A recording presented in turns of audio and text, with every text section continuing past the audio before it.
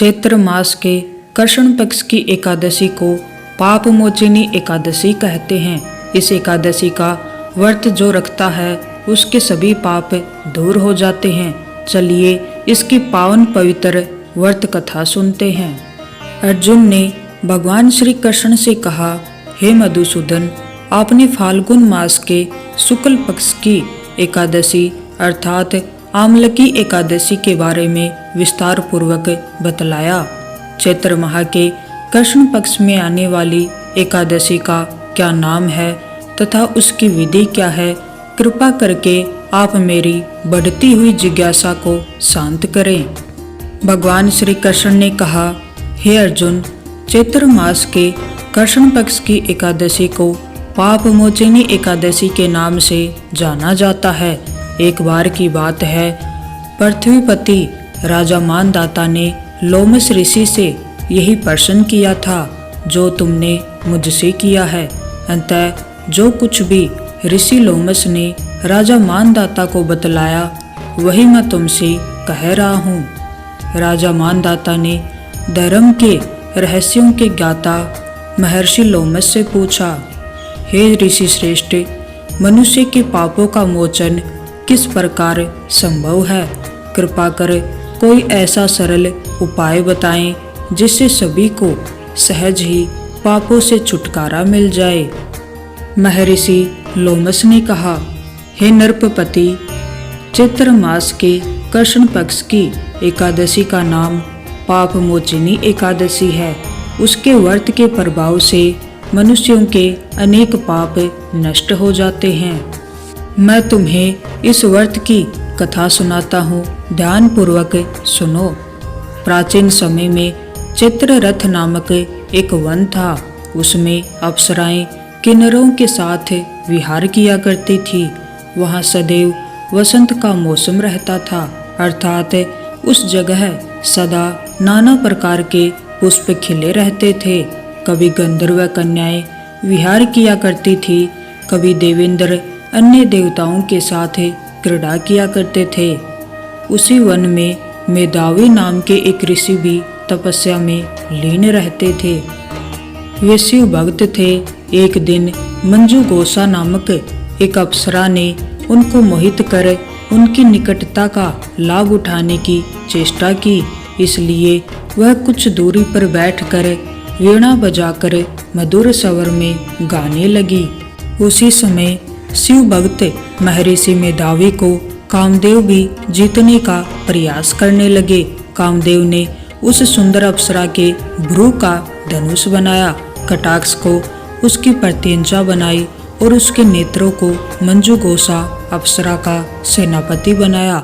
इस तरह कामदेव अपने शत्रु भक्त को जीतने को तैयार हुआ। उस समय महर्षि मेधावी भी युवा अवस्था में थे और काफी हष्टपुष्ट थे। उन्होंने यज्ञोपवीत तथा दंड धारण कर रखा था। वे दूसरे कामदेव के समान प्रतीत हो रहे थे।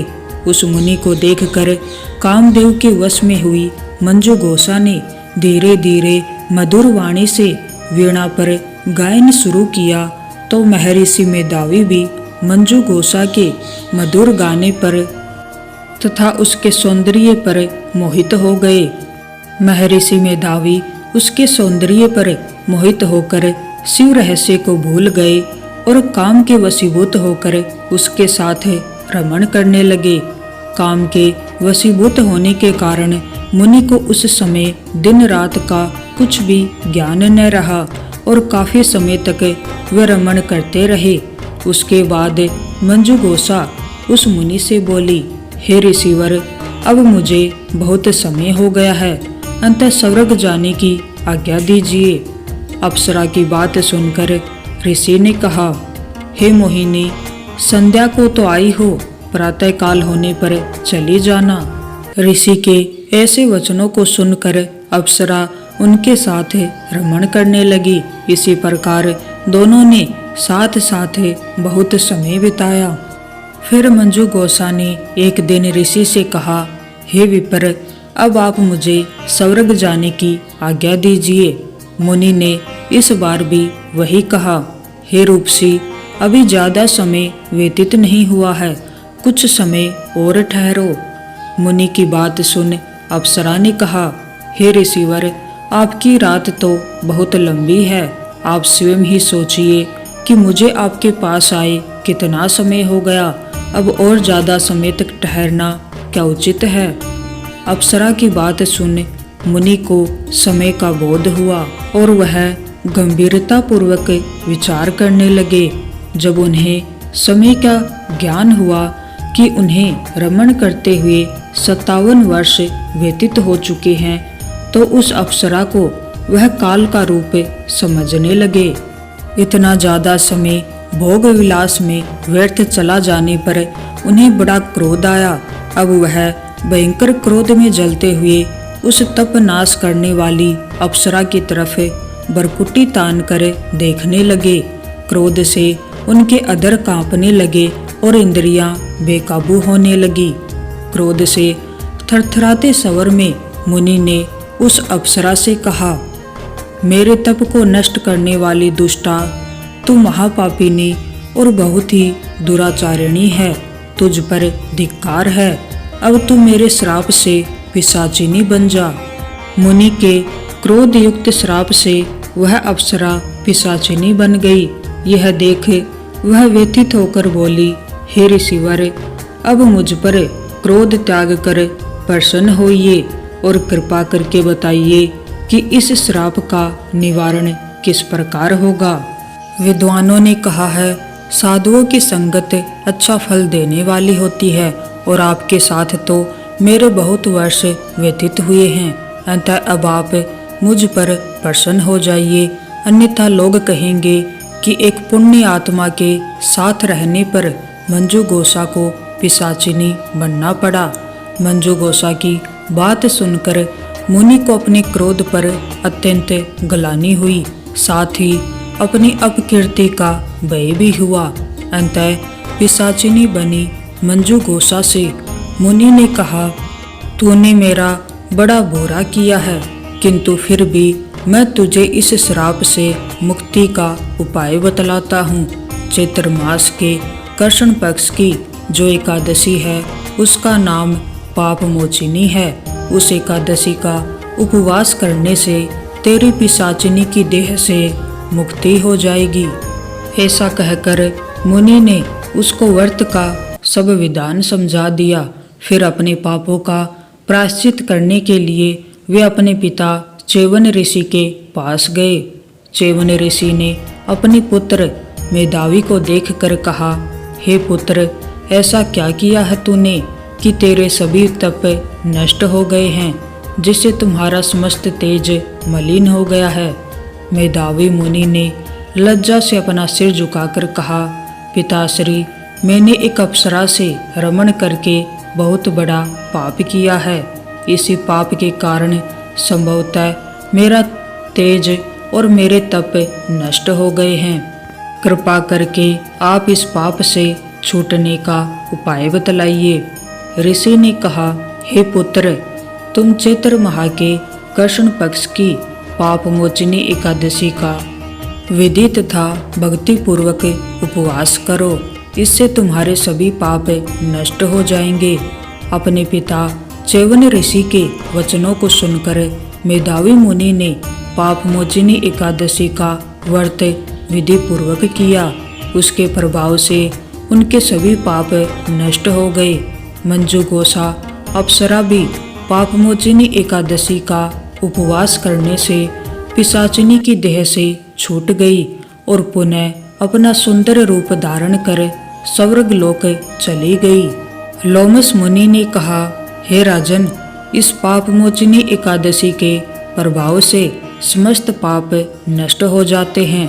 इस एकादशी की कथा के सुनने व पठन से 1000 गौ दान करने का फल प्राप्त होता है। इस उपवास के करने से ब्रह्म हत्या करने वाले, स्वर्ण चुराने वाले, मद्यपान करने वाले आदि भयंकर पाप भी नष्ट हो जाते हैं और अंत में स्वर्ग लोक की प्राप्ति होती है। एक समय की बात है, भारत के एक छोटे से नगर में एक बहुत ही अमीर सेठ रहता था। उसका नाम था सेठ गोविंददास। उसके पास धन दौलत की कोई कमी नहीं थी। शहर में उसकी कई दुकानें थी, अनाज के बड़े बड़े गोदाम थे और दूर दूर तक उसका व्यापार फैला हुआ था। लोग कहते थे कि सेठ गोविंददास जितना अमीर है उतना ही घमंडी भी है।